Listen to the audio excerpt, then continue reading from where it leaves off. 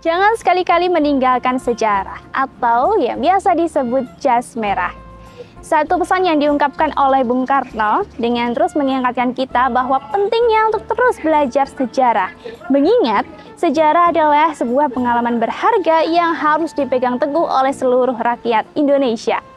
Dan berbicara tentang sejarah, saudara, di Sidoarjo, Jawa Timur terdapat sebuah museum yang memiliki sekitarnya 15.000 koleksi, mulai dari zaman prasejarah hingga zaman modern. Dan lebih spesialnya lagi, di museum ini memiliki satu ruangan khusus yang diperuntukkan bagi teman-teman difabel, khususnya bagi penyandang tunanetra. Bagaimana tidak, museum ini menjadi satu-satunya museum di Indonesia yang memiliki ruangan khusus, yaitu ruang pameran tunanetra.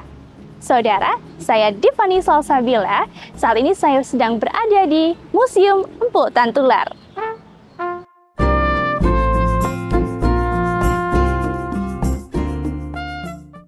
Belajar sejarah maupun budaya pastinya bisa dilakukan oleh siapa saja, termasuk bagi penyandang disabilitas. Seperti di Museum Empu Tantular ini yang memiliki ruangan khusus yang bernama Ruang Pameran Tunanetra. Ruangan ini disediakan khusus bagi para penyandang disabilitas, terutama bagi penyandang tunanetra. Jika di gedung lain, penjelasan dari berbagai macam koleksi dijelaskan dengan huruf biasa, tetapi berbeda dengan ruang pameran tunanetra ini, semua deskripsi di berbagai koleksinya dijelaskan dalam huruf braille. Seperti apa ruang pameran tunanetra? Nanti kita akan explore bersama-sama, tapi sebelum itu kita akan menemui dulu tamu spesial kita pada episode kali ini, yaitu Bapak Sugih. Selamat pagi, Pak. Pagi, Mbak Diva. Gimana? Beliau ini Bapak Sugih, betul ya, Pak ya? Iya, betul, Mbak Diva. Baik. Nah, seperti yang kita semua ketahui bahwa di Museum Empu Tantular ini terdapat satu ruangan spesial bagi para penyandang tunanetra, yaitu ruang pameran tunanetra. Nah, apa nih tanggapan awal Pak Sugih setelah mendengar ada ruangan spesial ini, Pak? Wah, sangat exciting ya, Mbak. Saya merasa bahwa mungkin ini juga satu-satunya ruang tunanetra yang dimiliki oleh museum di Indonesia. Seperti itu ya. Jadi kedengarannya sangat luar biasa ya. Iya, luar biasa banget. Langsung ingin cepat-cepat untuk melihat gitu ya. Betul. Saya juga ingin tahu koleksinya apa aja sih dan apa aja yang ditampilkan kan gitu. Seperti apa sisi tunanetranya yang ditampilkan di museum ini. Saudara sekalian, setelah ini kita akan memasuki ruang pameran tunanetra. Tapi sebelum itu, Diva minta tolong ya untuk like, comment, share, dan subscribe. Dan jangan lupa untuk menyalakan lonceng notifikasinya agar tidak ketinggalan info-info menarik lainnya. Baik, Pak Sugih, siap untuk masuk? Siap, Mbak. Oke, langsung.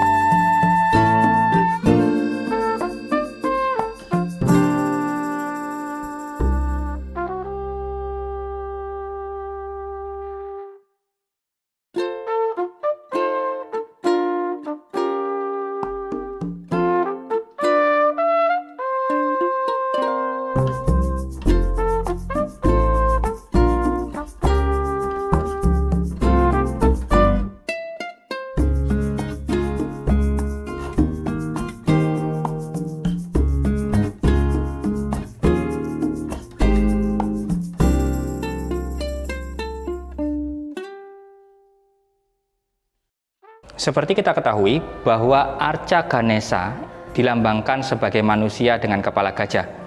Dan bagi teman-teman tunanetra bisa meraba bagaimana bentuk kepala gajah. Di sini ada belalai yang bentuknya panjang. Terus kita juga bisa meraba di bagian sekelilingnya, bagaimana bentuk kakinya dan lain sebagainya. Selain itu, di bagian bawah juga terdapat tulisan braille yang menggambarkan mengenai patung yang tersedia atau arca yang tersedia saat ini. Di sini ada tulisan Ganesha, asal dari Surabaya. Koleksi yang menurut saya menarik berikutnya adalah koleksi kerang. Di sini ada fosil kerang yang bentuknya sangat besar, ukurannya sangat besar. Dan yang lebih menarik adalah di sini teman-teman tunanetra bisa meraba bagaimana bentuk kerang itu sendiri. Seperti kita ketahui bahwa yang selama ini kita sajikan atau mungkin yang kita ketahui adalah kerang yang dalam bentuk kecil, tapi ini kita bisa meraba kerang dengan ukuran yang sangat besar. Ini adalah fosil kerang, dan meskipun ini hanya replika, tapi mampu menunjukkan bagaimana fosil itu terbuat secara utuh. Bisa menggambarkan bagaimana bentuk fosil kerang itu sendiri. Di sini juga sama, tersedia juga tulisan braille, dan di bagian atas adalah tulisan cetak yang bertuliskan fosil kerang. Di bagian bawahnya ada tulisan braille fosil kerang yang berasal dari Ngawi. Nah, ini mungkin juga akan jadi literasi buat kita, bagaimana Ngawi bisa mempunyai kerang yang besarnya sebesar ini, ukurannya sebesar ini. Saudara Super Radio, saat ini saya berada di Galeri Tunanetra, dan tadi kita sudah menyaksikan berbagai koleksi dari Galeri Tunanetra di Museum Emputan Tular ini. Selanjutnya, kita akan kembali untuk bertemu dengan Mbak Diva.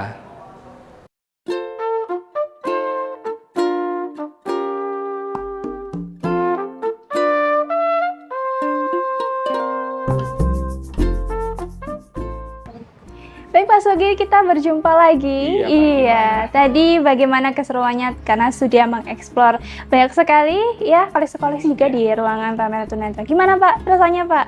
Ya, saya senang sekali Mbak, karena di sini saya bisa merasakan bahwa kebutuhan tunanetra sedikit terpenuhi dalam hal museum. Karena selama ini ketika kita ngomong museum itu kan barangnya di dalam kaca, dalam etalase. Sedangkan tunanetra itu butuh meraba gimana bentuknya. Ketika ngomong arca itu gimana sih arca. Nah, di sini saya menemukan bahwa saya bisa meraba, itu yang pertama. Terus ada betul. Jadi saya tahu bentuknya. Dan ini mungkin juga untuk teman-teman tunanetra lain juga bisa tahu bahwa di sini ada arca. Arca itu bentuknya seperti apa sih gitu. Kayak saya tadi menemukan kayak arca Ganesha gitu. Oh, ternyata kepala gajah. Kepala gajah itu seperti apa gitu kan. Ganeshanya lagi ngapain, lagi duduk atau lagi tidur kan gitu. Nah, itu. Terus ada tulisan braille-nya yang saya sendiri akhirnya tahu bahwa di depan saya ini ada arca yang namanya Ganesha dari tulisan braille.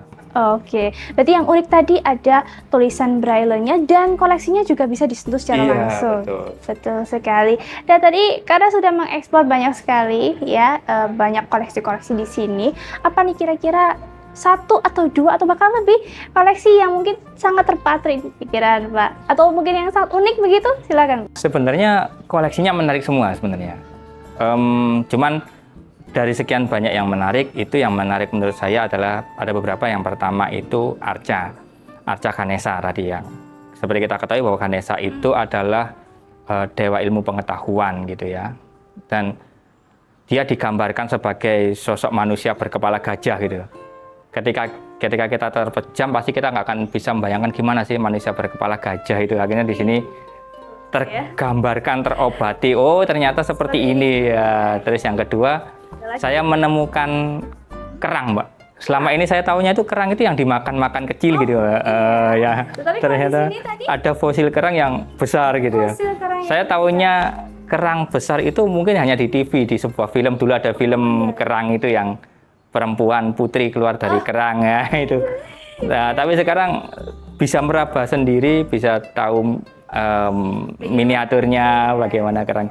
Itu sangat luar biasa. Luar biasa ya, saudara. Jadi ada dua bahkan ya tadi yang disebut sangat menarik oleh Bapak Sugi. Dan terakhir Pak ya, untuk harapannya sendiri, bagaimana tentang kemajuan Museum Emputan Tular, khususnya di ruang pameran tunanetra, atau mungkin ada harapan atau pesan yang bisa disampaikan untuk museum-museum yang ada di Indonesia, Pak?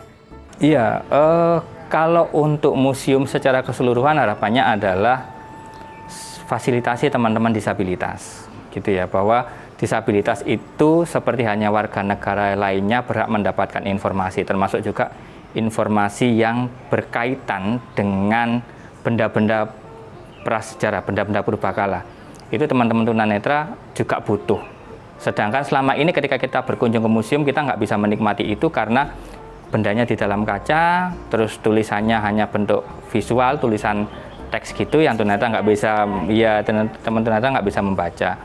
Terus yang untuk Museum Empu Tantular sendiri adalah, pertama saya sangat mengapresiasi adanya upaya untuk menyediakan kebutuhan teman-teman disabilitas, sehingga museum ini jadi museum yang inklusif karena semua orang bisa menikmati itu. Dan yang paling penting adalah bagaimana museum ini bisa merawat koleksinya itu secara terus-menerus dan secara berkala, karena kita ketahui benda-benda di museum adalah nanti akan sangat rentan untuk rusak. Nah, itu jika tidak dirawat dengan baik maka koleksi-koleksi itu akan hilang. Meskipun juga perlu juga diperbanyak koleksi-koleksi, karena tadi saya menjumpai ada beberapa koleksi yang tidak ada tulisan braille-nya. Namun sudah sangat bagus, sudah menyediakan banyak koleksi yang sudah terbaca oleh teman-teman tunanetra. Oke, sekali lagi terima kasih Pak Zogi. Kita sudah ngobrol banyak ya, dan juga jalan-jalan di Museum Empu Tantular, dan untuk meng-highlight juga tempat yang sangat spesial ini, yaitu ruang pameran tunanetra. Sebelum ditutup Pak, ini apakah ada closing statement ya atau pesan yang mungkin bisa disampaikan kepada saudara Super Radio yang saat ini lagi menonton, Pak? Silakan.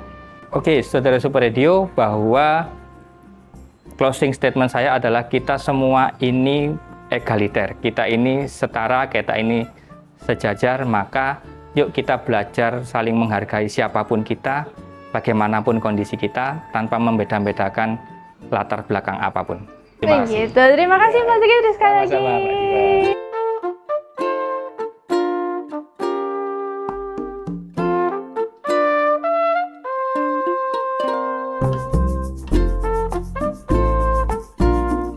Baik saudara Super Radio, setelah ini kita akan bersama-sama mengunjungi ruang pameran tunanetra. Selain itu, kita juga akan berbincang-bincang sedikit tentang ruangan tersebut bersama dengan Bapak Sadari. Selamat pagi Bapak. Selamat pagi. Iya, betul dengan Bapak Sadari ya. Betul. Iya, jadi beliau ini adalah selaku Kepala Museum Empu Tantular Disputpar Provinsi Jawa Timur di Sidoarjo. Tuh Pak ya.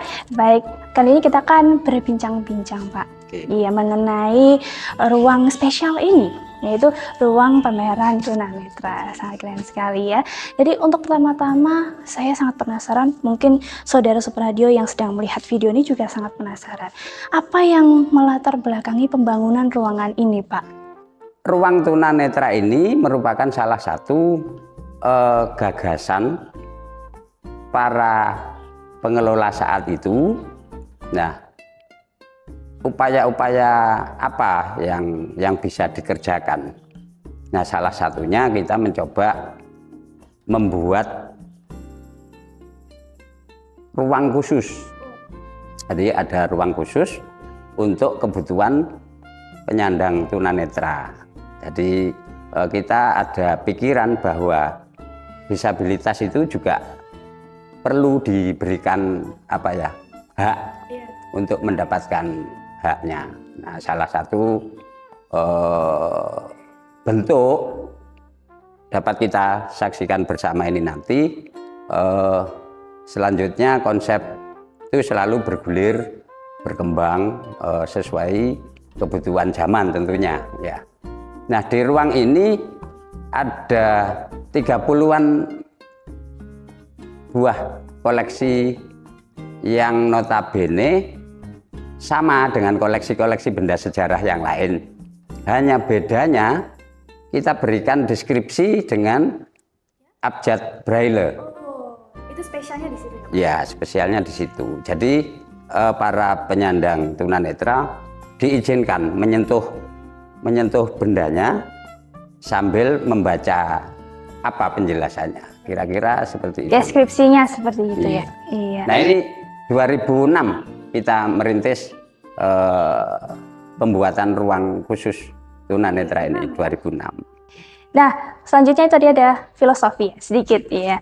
Dan untuk fasilitasnya sendiri, ya, selain dari huruf braille dan fasilitas-fasilitas lainnya, fasilitas apa yang memang diberikan untuk para penyandang tunanetra yang nanti akan mengunjungi museum ini, Pak?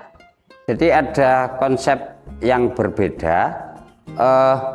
Dari depan kita siapkan, di situ ada tugu ya, tugu yang di situ juga ada tulisan braille.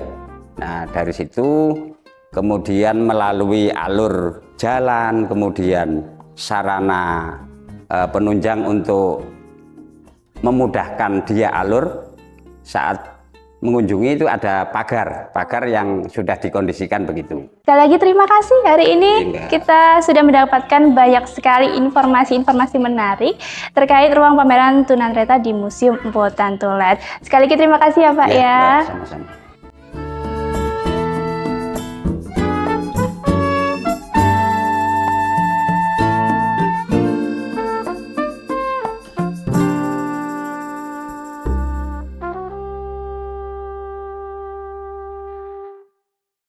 Saudara Super Radio, sejatinya mempelajari budaya dan juga sejarah perjalanan Indonesia bisa diakses oleh siapapun, termasuk bagi penyandang disabilitas. Harapan kedepannya sih semoga banyak sekali museum-museum di Indonesia yang berbenah dan mengimprovisasi tempat-tempat mereka agar bisa digunakan bagi penyandang disabilitas. Sebab kita semua manusia memiliki tempat dan kesempatan yang setara. Saya Divani Salsabila pamit, salam merdeka.